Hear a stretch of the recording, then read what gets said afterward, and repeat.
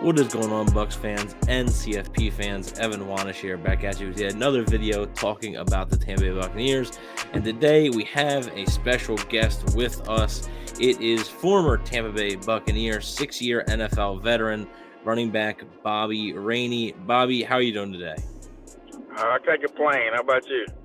Doing pretty well. Doing pretty well. Thanks a lot for hopping on with us. Really appreciate it. Like I said, former Tampa Bay Buccaneer has had a lot of memorable moments as a Buccaneer, and we're gonna get into those no doubt. But I always like to ask former players about their draft stories, right? And a lot of the times it's, oh, you're sitting there waiting by the phone. Yours is unique, right? Because you Yeah. were an undrafted free agent. You signed with the Baltimore Ravens. What was that process like for you being an undrafted free agent, sort of deciding where you get to go rather than the team deciding where you're going to be? Right. Actually, that process for me got a little irritating when it started. Um, just watching the draft again, didn't know where it would end up at, and then I think probably I didn't start watching it until like the second, third, like third day, something like that. And after that, it started getting deep into the draft, and I just stopped watching it. Got a little irritated, and noticed someone from my conference to play the same position as me got drafted. So I just turned it on. The draft ends up ending, right? And like I said, you basically have your choice. Now I know it's not all 32 teams, but at that point, what was going through your mind, deciding where the best place for you to be was? My choice was kind of idea for me, just the fact of me knowing someone. Okay. I think I had an opportunity to Washington to go there, but again, I didn't know anyone there, coaches wise, or anything like that. And then the opportunity was to go to Baltimore, which the connection there was my head coach used to coach with Jim Harbaugh, and so and I was real close, and I am real close with my head coach, which is Willie Taggart. So, and I had the opportunity to go to Baltimore with another Harbaugh. It just made sense for me to have some type of connection there and go there. Okay. Yeah, definitely. Then obviously, of course, Jim Harbaugh now, back in the NFL. So, really, really cool stuff there. But I do want to talk about, obviously, you do end up in Tampa Bay, and during the 2013 season, specifically on November 11th, I remember the Monday Night Football game against the Miami Dolphins. I was actually at that game, and Mike James ends Yeah, up okay. going down. Mike James ends up going down, and you have to step in. And in that game, you had 8 carries, 45 yards, and a touchdown. And the Buccaneers ended up winning that game, their first win of that season. What was that like for you? Having to step into that moment with Mike James going down, and all of a sudden you're being thrust into a role there. That incident was actually crazy because I had just got to Tampa, and I think I've been on the team for about 2 weeks, 2 or 3 weeks, something like that. And again, they really didn't know the offense, but the coaches did a great job again. When Mike went down, I had to step in, so they actually kind of limited the playbook for me, which is very helpful for me, especially me first getting there for 3 weeks or whatever. But it was exciting, and I think and grateful for the Tampa Bay Bucs for allowing me to actually display my talent and give me a shot. That game was actually awesome because getting the Monday night, everybody's watching and end up scoring to win the touchdown to win the game. Mm. Yeah, that was definitely something. And then the very next week, you finally get, Mike James is obviously out. You are the starter. You're the starting running back, and you made no mistake about it. 30 carries, 163 yards, 2 touchdowns, and also had a receiving touchdown. So 3 total touchdowns on the day. I know there was a lot of people kicking themselves that they didn't pick you up in fantasy football before that week. But what was that like playing against the Falcons, having that much success? Like you said, just being in Tampa only a short while there as well. Another crazy because my daughter was born 2 weeks for that game, and she couldn't fly until after those 2 weeks. So my daughter was at that game after 2 weeks of being able to fly, and that's when I had that performance. And I just remember being in the huddle with Mike Glennon, thinking about what could she be doing in the stands. And so I was thinking about why the game is going on. That's all I can think about is her. So I like that game. That was again, another crazy moment for me. But again, I feel like I just got into my moment as if I was in college. Because again, Greg Shannon just kept feeding me the ball, and again, I just felt comfortable. Yeah, definitely. And then you really sparked the Bucs. Obviously, they were 0-8 before that. You come in, the Bucs win 2 straight there. And then the Buccaneers also later on that season would play the Bills. And Yep. the I'm sure the second play from scrimmage, you took the ball 80 yards for a touchdown. Have you ever had that quick of a score in your career? Never in my life. Never. That was the first.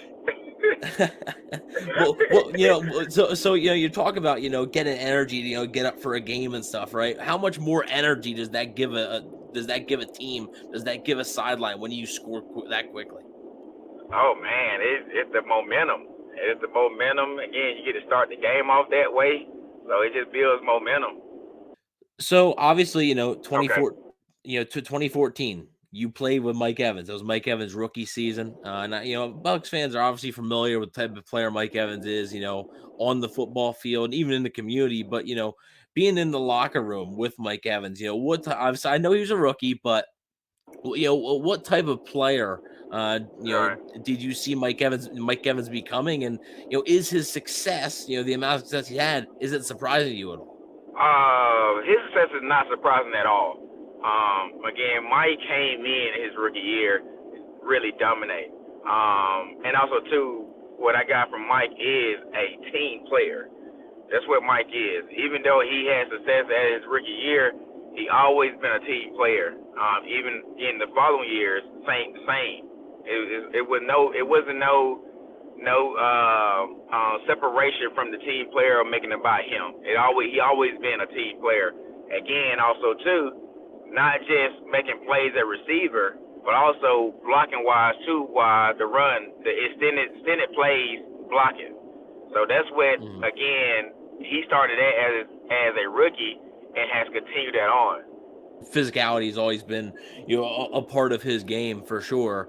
And Yeah. then obviously, I mentioned Mike Evans because he is an unrestricted free agent coming up. There is a chance that he has played his last game in Tampa Bay. Just your opinion, right? Do you think there's a good chance he returns to Tampa Bay, or do you think he could look to go elsewhere? I think it's a good chance him returning. Because again, what Mike has done for the organization, I would think they would come up with a plan to keep him there. To be honest with you, but again, who knows what's going on? But from outside looking in, I would think they would try to find a way to keep him. Yeah, and then obviously, looking at this Buccaneers team this past year, Tom Brady retires, Baker Mayfield comes in, of course.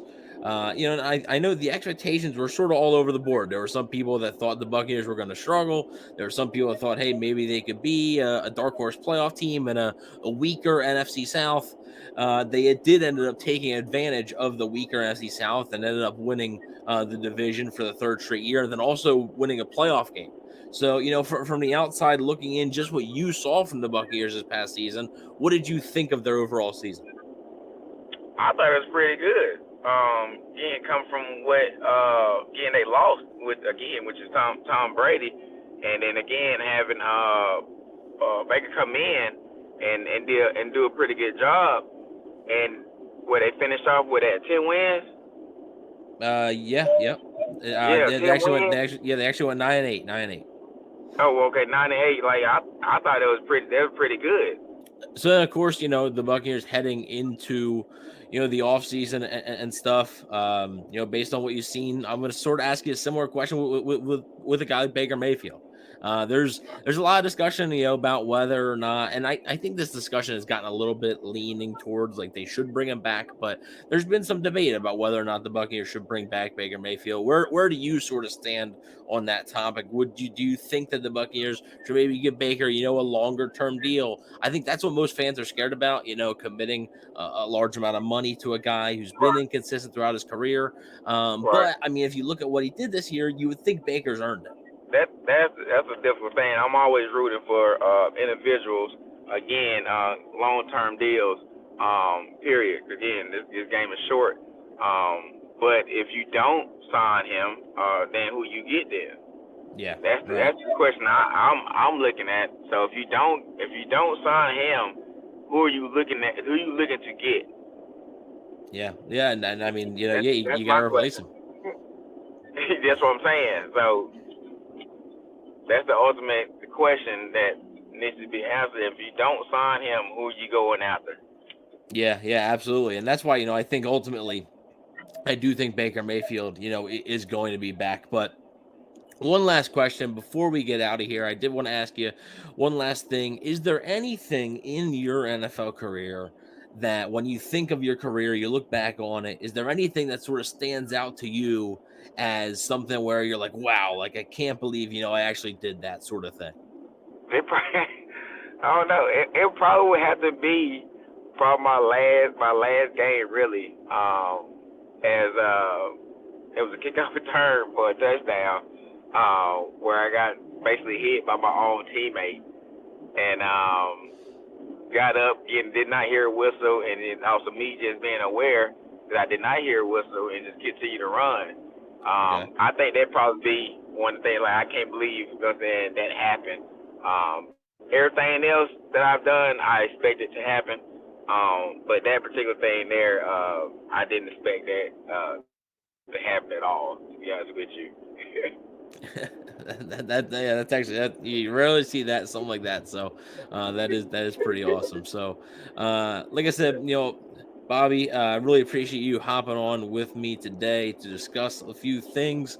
Appreciate it. Where can the people find you, or is there any organizations that you're involved in you'd like to shout out? Where can the people find you and your content on social media? Oh shoot, man! Right now, again, I'm coaching. I'm Perfect. trying to get back into the actual league and coach there as well. I got a couple organizations that I'm trying to hit this spring. So again, if you got any connections with the coaches, let me know. We'll do. But definitely appreciate it, Bobby. Thank you very much. Thank you all for watching. Please don't forget to like, share, and subscribe, and go Bucks. Go Bucks.